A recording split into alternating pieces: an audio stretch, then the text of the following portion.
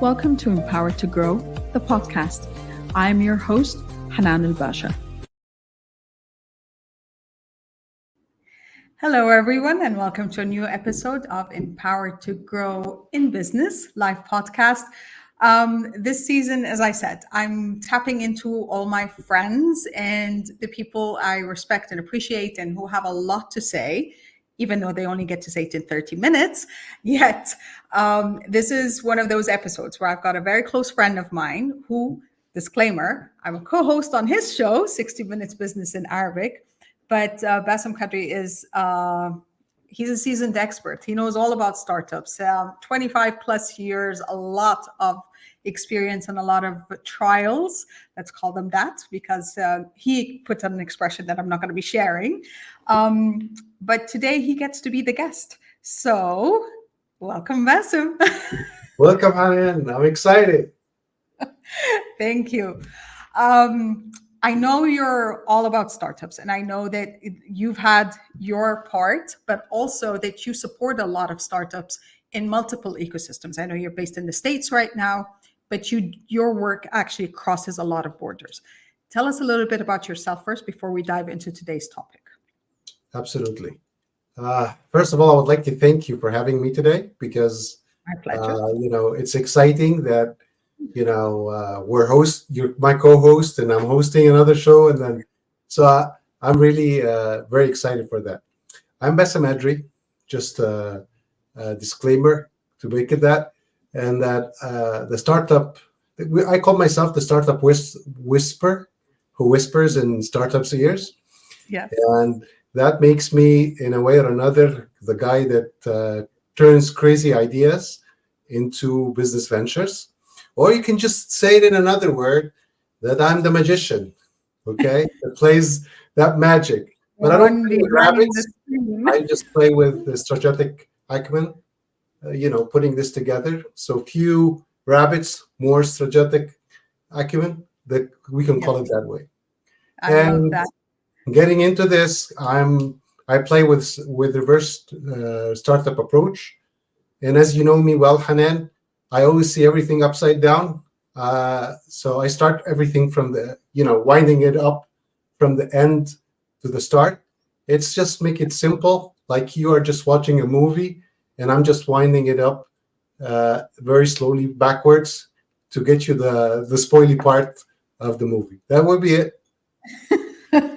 You're the spoiler buster kind of thing, but this is exactly why I picked today's topic. And when we were discussing the topic and stuff, because I know that you also have ScienceWorks. You're one of the co-founders of ScienceWorks, and the essence of ScienceWorks, again, another disclaimer, I'm on the board of advisors.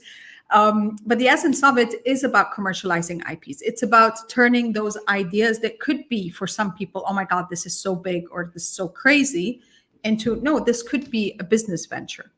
So let's start at the beginning. Yani, let's put the foundation. IPs as an intellectual property. What's the difference between intellectual property and patents or patents? Okay. So, it's in the last 20 years, we've been, the word startup is very sexy terminology used to show people that are entrepreneurs, that are having innovative ideas and taking it to another level. Yes. And honestly, yes, it's true. But without, IPs, we wouldn't have startups, honestly. Mm-hmm. Because if we want to define a startup, the meaning of a startup, it means that it's a venture that does not have identified business model, which means it's still in the phase of discovery, which is an IP, something innovative that we have, but we're still not sure what we're going to do with it. So the difference between a patent and an IP is that a patent is the maturity of an IP in the form of having a patent strategy. Okay. And that is something maybe a lot of people don't like to hear from the academia side, because they consider a patent is a way of protecting their invention. but actually it's not. It's the way of commercializing your invention or your IP. So there's a big difference of maturity if we understand that this IP now is, we know the whole 9 yards of it, and we know where we're heading with that IP to be commercialized. Because IPs are not just made to stay, to sit on shelves as we are seeing it today. Yes. So I think today, when in our discussion, I will have some, eye openers that the word startup is maybe a little bit old now. Maybe for new generations, we're talking about commercialization of IPs, which is Yes. going to be much more important than the word startups later on, maybe within the coming few years. Go ahead. And this is very important because, as you said, an IP, it's intellectual property. It is an idea that comes to you. It is something, as in, when we're talking on the creative side, or when we're talking on an innovation or an invention. It's something that you feel you're crazy. You're crazy about it. It's an idea that pops into my mind. Let's call it I can't passionate, think not with it. crazy about it. Let's call it something. Yeah, it becomes crazy about it. You want to do it. You want to, because it starts with a problem. You're discovering a solution for a problem, right or not? Yeah, that's about it. So from that starting point, okay, to let me see if this is commercial. And I know that is a problem because, like, there was a network that I was advising in doing some. They had a pitch competition and everything else, and they're a network of inventors and innovators. And I was sitting there and I was like, oh my God, they cannot see the commercial part of it. They're just doing that part, as you said, because they're so passionate about the idea. They're just presenting it and pitching it from that perspective, but they cannot see the commercial end of the tunnel. So is it about mindset? Is it about, because some ideas are completely, I want to say, out of this world at this point in time? Because a lot of them are things that haven't been invented, and that's the whole point of it. Okay, let me open and dive in more deeper. Okay. So for decades now, we are just in a position that innovation comes from academia. Okay. Yes. And from the academian side, they are into of scientific discoveries. They're looking for scientific discoveries to find out and to publish it. And that's the point where they stop. Okay. And that is really something really important. But in the same time, if we are not seeing that academia, it needs to have a bridge for that gap, it's very important. We need to bridge that gap, because all they understand is, okay, cool, we made a good significant discovery and it's in the laboratory phase, and we have the proof of concept on a laboratory bench. We don't have nothing more than that. And what's cool about it, what really recognizes our achievement is putting it in a patent and putting it on shelf, and having the owner's name and having the inventor's name. And that's another ballgame, because the inventor is an educational institution, and the inventors, are academians, researchers, and it stops there. Yeah. And this what makes it frustrating. Just I shouldn't be asking questions here, but I would ask a question to the audience and to you. Do you think how many patents in 2024 has been approached and filed in the United States of America? Do you think how many? Just give me a number, figure that comes through. I saw the number recently, and I think it was like in the thousands or maybe even tens of thousands. Okay, I'm sorry to tell you, it's a 1 million. 1 million patents in 6 months of just 2024. Yeah, we're touching this number now. Wow. Okay. So just to give it a heads up, in 2022 it was 800,000 patents. just in the United States of America. Wow. So I'm just telling you, we are facing something that's why I told you, the word startup used to be the sexy name in the entrepreneurial world. Today, it's not that much as you can see. It's totally different ballgame. Because Okay. without having a patent, you need the protection for it. You need to protect it from a different eyeball. And the point here comes from the patent strategy. Is it offensive or defensive? And we can talk about that. But Yeah. the end goal, if you are a startup and you have an idea and you can't commercialize that idea and know the whole 9 yards and be sure that this idea can be commercialized, then you are in a situation that you're still in an innovation IP mode, not in a patent mode. And that's a big difference. But you know what? A lot of inventors, innovators, creators who would have the IP, and I know because I spoke to a lot of them, a lot of like the first block is, oh, but I need investment to be able to bring this to life. Okay. To be able to, and we know patents are not cheap. It's a whole process. I love this. Okay. So let's talk about numbers, because numbers never lie, right? Okay. In 2022, the amount of funding for research and development in the United States was $627 billion. Okay? Okay. And just for your information, because we both come from the startup world, the whole funding for startups in 2022 was only $157 billion. I just want you to see the gap. So the funding on research and development is almost 4 times what is for startups. So the point is, you're not matching the right vehicle of funding. You need to go and find grants, because you are into the IP world. You're not into the commercialization world. So if you're still in the IP world, there is a ton of money over there. Okay. And to be honest, this money that is being injected is not injected just for the purpose of just you finding discoveries. It's injected that it would have economic impact, okay, on the GDP.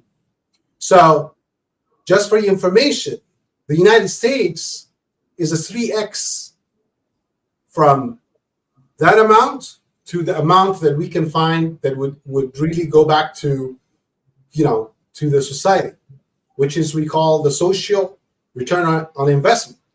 At that level, it's 4 times. So let's imagine that the United States in 2022 had a GDP of $23 trillion, and the impact was only $1.8 trillion. Okay? But if we take China, and that's the big game here, that's the game changer. China is spending around $440 billion in 2022 on research and development. Okay? And their economic impact is 4x. The United States 3x. China is 4x. And the GDP is 17 $17.5 trillion. So we're catching up here. Okay? Just but again, some numbers.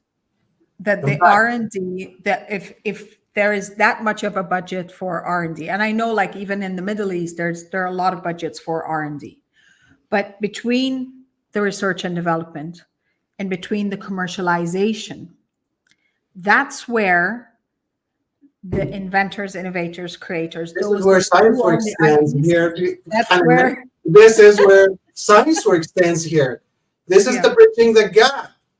Because nobody wants to invest in that stage, that gap stage. Because it's like a value. You don't know if any of them are going to come up on the other side to commercialization. We need to validate this IP. We need, to get the proof of concept for commercialization, we need to have an MVP, okay? And we have attractions, and we should have a patent strategy that is set here that would make this IP innovative and mature enough to go out to the startup world. So the point is, we're not doing it, as I told you, reversely. That's the problem. We're always starting and then taking the second step and then the third step. We're not going backwards and trying to fit everything in its place. And that's what we call the reverse startup technique. And this is what's making China today more significant than any other nation in the startup world. Do you know what is the success rate of startups in the United States? Yes, of course you know. You're everywhere. So it's 1 out of 9. Yep. But in China is 80%. Yeah. Yeah. Okay. And that's the point, Bassem. So yes, ScienceWorks was created for that, to do the reverse startup strategy. But ScienceWorks, again, is one entity. Are we saying here that the only way that we can support global, innovators, inventors, creators, those with IPs, those with thoughts that want to impact the world, positively impact and change the world around them, is through such organizations, the ones that bridge the gap between the IP and the commercialization? Or could we be looking at, or kind of advising now, a strategy for those that don't have that kind of a support system, or those that don't have that infrastructure in the ecosystem? What could they do? Okay, that's a good question, Hanan. ScienceWorks is a nonprofit entity. Okay, it's a 501c3. Yeah. So we need more juice in this. We need other players to play with us. We have, I told you, just imagine we have, you said 10,000. I'm telling you, we're hitting 1 million. So, and that is just for your information. That's just the United States. We didn't talk about the other countries. All around the world.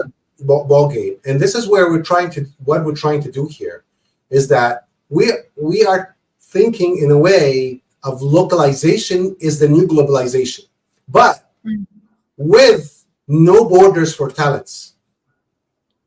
Okay. So when you're asking me this question is, you have to identify your position.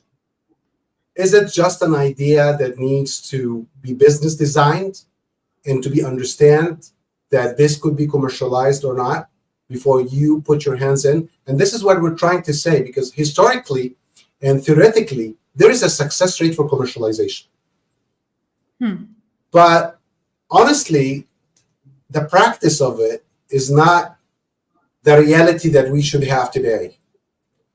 Okay? Because we're always, I'm facing every day finding an IP on shelf that has been 5 years has been patent.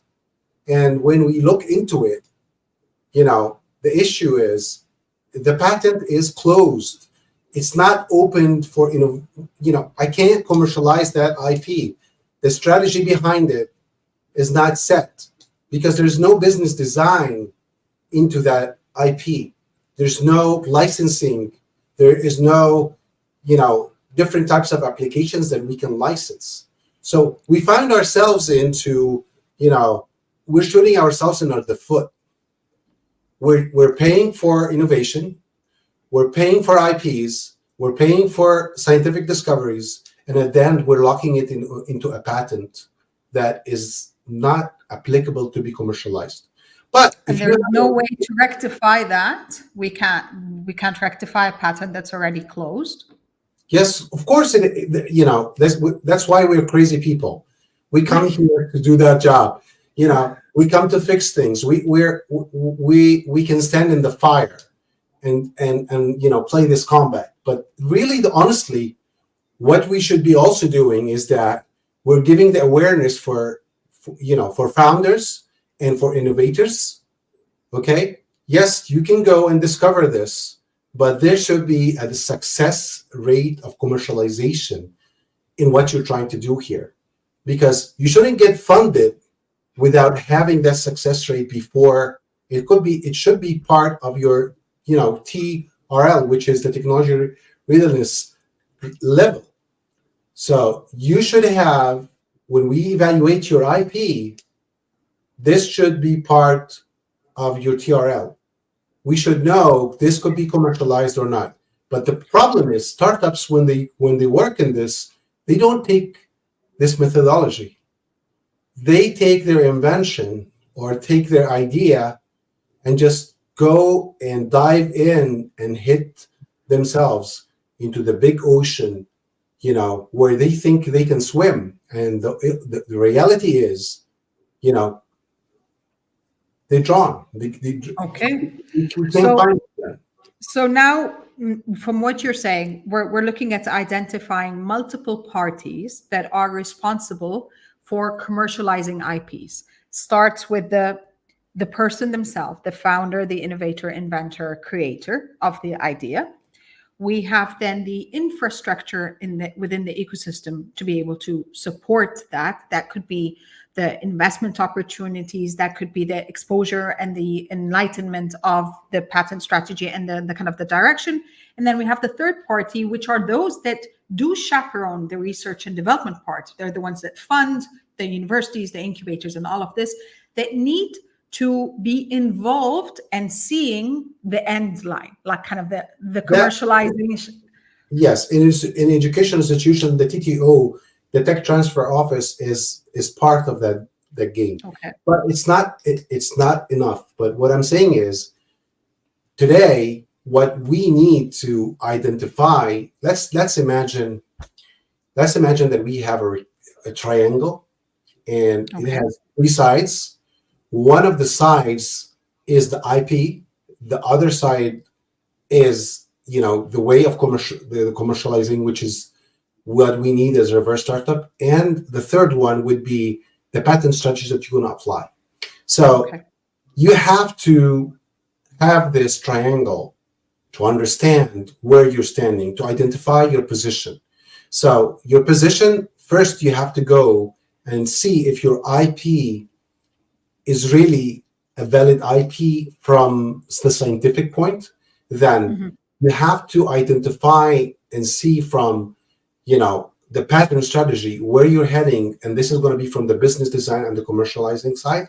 And from the three sides of the triangle, you would know your whole 9 yards. And then we start with the customer. Who is our end goal? I always say, we all, sometimes when I talk to startups and I say this, they get upset from me. And people that are in the ecosystem don't like to say what I say. But the reality is, any startup is made today to exit. The exit is not plan B. Yep. Okay? So. But now you're telling them they have to give away their baby, and that's why they don't like it. There's no baby. There's no baby. Exactly. There is no baby. This is a venture. Yes, that's a venture. And you as a startup founder, if I want to know you after 20 years from today, I want to see how many ventures you have made and how many battles and fire you have stopped. Okay? That is your success rate. And the point is, why people don't find funding? Because you don't have a success rate as a founder. And the same thing, your idea, does it have a success rate or not? So it's a piece of the puzzle. But we don't go that far, and we don't try to think that far. We always think, okay, we'll teach them how to do business. It's not only how to do business. It's how you are going to learn, okay, that your idea or your invention or whatever you're trying to do here is going to convert to revenue, and people will invest in, and you'll be happy, and there's a strategy, and you're going to exit, and that's how life goes. Okay? People retire at the end of their life cycle, right? We all gonna someday sit and retire even though I don't think I can do that, but someday I'm we not should. planning on it. I'm not planning on it, but Yeah. yeah, we should. So I think if I was a founder, the first thing I would go to today is to go and learn more about how IPs are commercialized.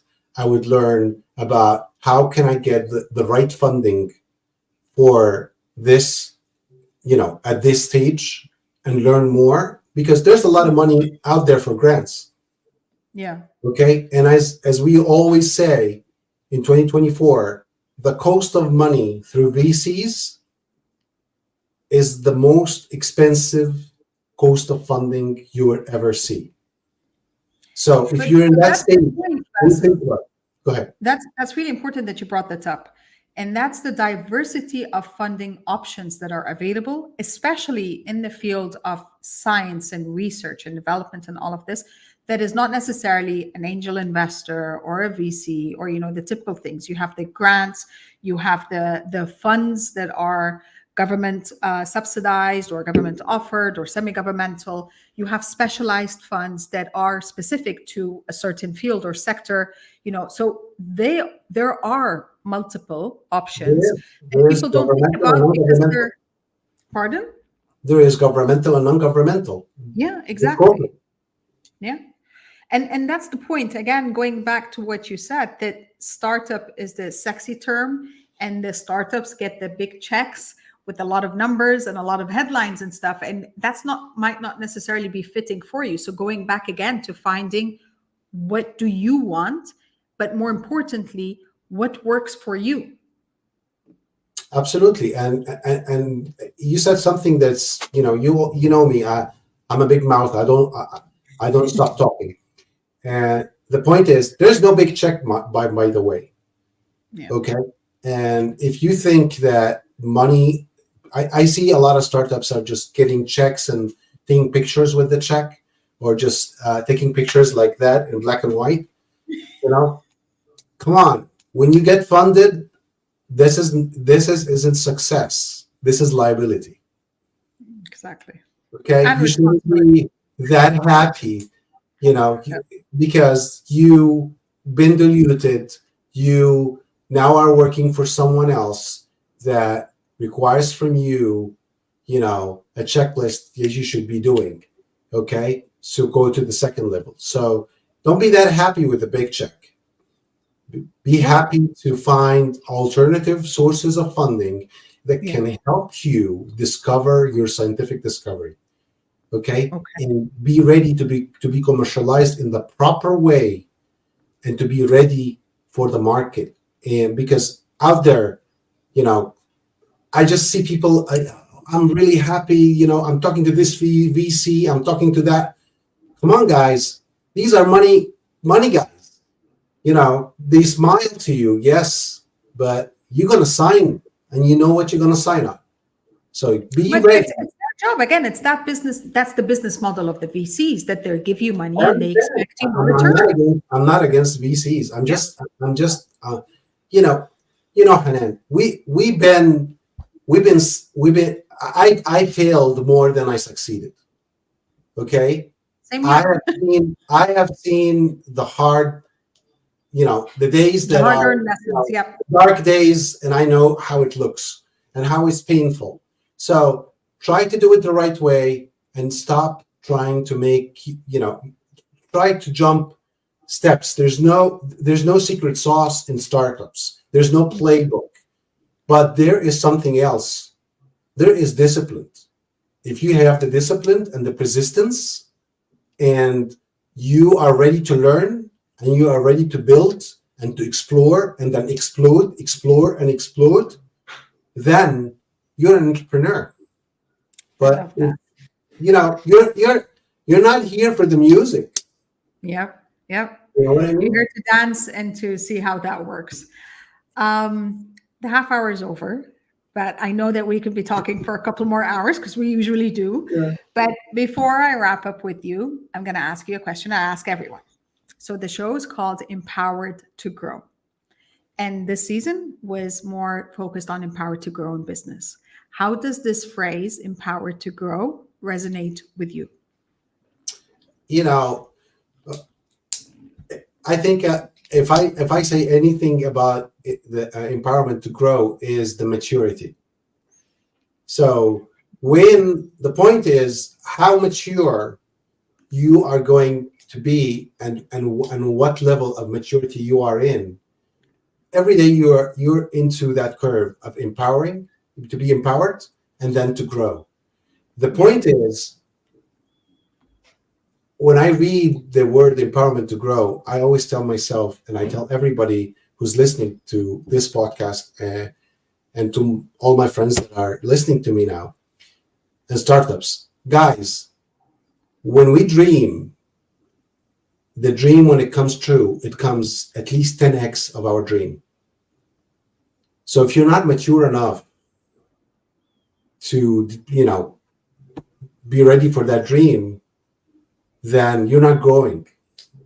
And this is the problem of to digest the success. Failure can empower you, but the growth that you're going to get, it's coming from how you're going to digest the success. I love that. I hope I tried to say it in the right way. You did. Thank you so much, Bassem. It's been a pleasure for having me, and I'm fascinated to be with you. And I would like to say in your show that the last season I've been working with you on 60 Minutes, it's became, for me, I'm addicted to be having you my co-host. Thank you, my friend. I appreciate you. Thank you so much. And thank you to everyone who joined us today. And I hope even if you couldn't join us live, that you will be seeing the repeat, because there's a lot of value and truth bombs that Bassem has dropped for us today. I hope to see you next time. And as always, I wish you love, abundance, and prosperity. And we'll see you soon. Bye for now. Bye-bye. Thank you for listening to the Empowered to Grow podcast. I'll catch you on the next episode. And until then, know that empowered you empowers others. Love, abundance, and prosperity to you all.